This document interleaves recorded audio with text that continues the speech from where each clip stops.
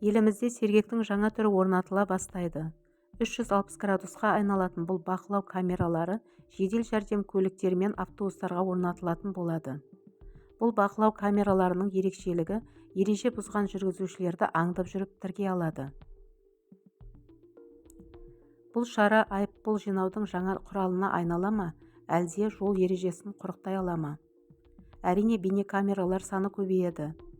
Бірақ сарапшылардың айтуы бойынша, камералар саны көбейгенмен жол апаттары азаятын түрі жоқ.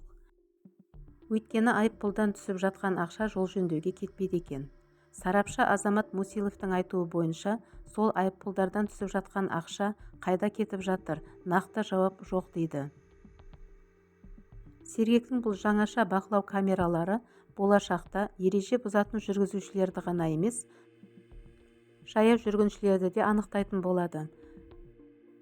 Адамдардың түр әлпетіне қарай нақты анықтап, тіпті қашып жүрген қылмыскерлерді де анықтайтын болады дейді. Қадірлі оқырмандар, менің каналыма тіркеле кетіңіздер.